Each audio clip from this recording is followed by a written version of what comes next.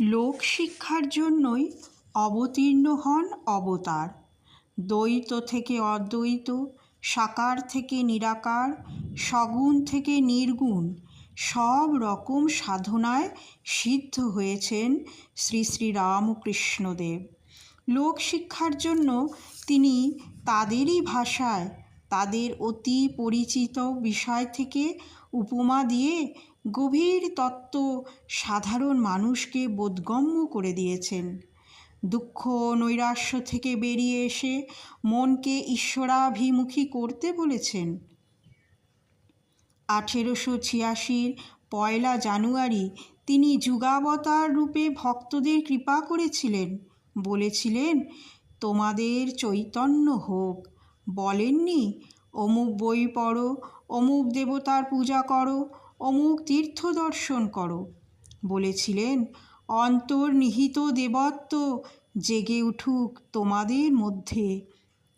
জড় অচেতন জীবন থেকে নিজের দেবত্বের চেতনায় উত্তীর্ণ হও।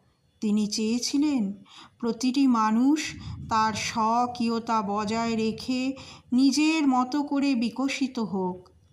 কারো ভাব নষ্ট করতে নেই, যে যার ভাব ধরে তাকে ডেকে যা। আরও বলেছেন, সব পথ দিয়ে তাকে পাওয়া যায়।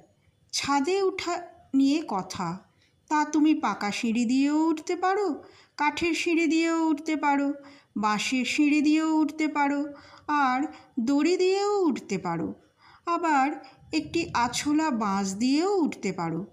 আবার এক ঈশ্বর, তাঁর নানা নাম, ভক্তেরা তাকেই নানা নামে ডাকছে।